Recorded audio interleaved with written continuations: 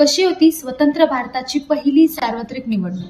देशात सध्या लोकसभा निवडणुकीची रणधुमाळी सुरू आहे। 19 एप्रिल ते 1 जून या दरम्यान 60 टप्प्यात लोकसभेची निवडणूक होणार आहे। तर 4 जूनला निवडणुकांचे निकाल समोर हाती येतील। पण देशातील पहिली निवडणूक कधी आणि कशी झाली हे माहिती आहे का?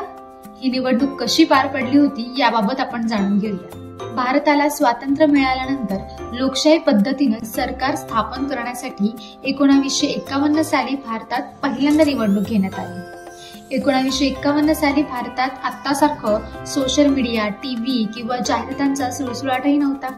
त्या काळात ईव्हीएम सारखं तंत्रज्ञानही नव्हतं। त्यामुळे प्रचार सभा, वृत्तपत्रक, फलक, पत्रक आणि प्रत्येकाच्या हे घरी जाऊन प्रचार होत असे। पहिल्या लोकसभा निवडणुकीत देशातील 54 राजकीय पक्ष सहभागी झाले होते। देशभरात 1874 उमेदवार निवडणुकीसाठी उभे होते। त्या काळात ईव्हीएम आणि व्हीव्हीपॅट अर्थातच नव्हते। 1951 ते 52 साली बॅलेट पेपरचा वापर करण्यात आला होता। मतपत्रिका व मतपेटीत टाकण्यासाठी प्रत्येक मतदान केंद्रावर वेगवेगळे बॉक्स ठेवण्यात आले होते। कोणत्याही बॉक्समध्ये मत टाकण्याचे स्वातंत्र्य मतदाराला देण्यात आलं होतं। निवडणूक निकालाच्या बाबतीत काँग्रेसने आघाडी घेतली होती। संसदीय निवडणुकीत काँग्रेसला 45% मतं मिळाली, तर त्यांना मिळालेल्या जागांची संख्या 75% इतकी होती।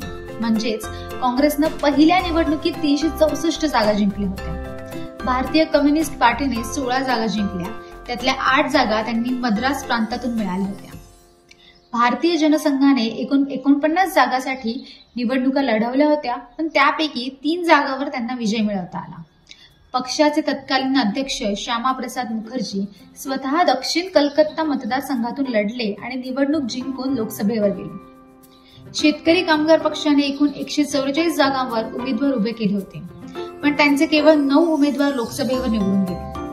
जयप्रकाश नारायण आणि राम मनोहर लोहिया यांच्या सोशलिस्ट पार्टीने 254 जागा लढवल्या, पण त्यातील केवळ 12 जागांवर त्यांना विजय मिळवता आला। देशाच्या पहिल्या सार्वत्रिक निवडणुकीत अनेक दिग्गज नेत्यांना पराभवाचीही चव चाखावी लागली। त्यामध्ये होते घटनाकार देशाचे पहिले कायदा मंत्री डॉक्टर भीमराव रामजी आंबेडकर आणि शेतकरी कामगार प्रजा पक्षाचे मोठे नेते आचार्य कृपलानी।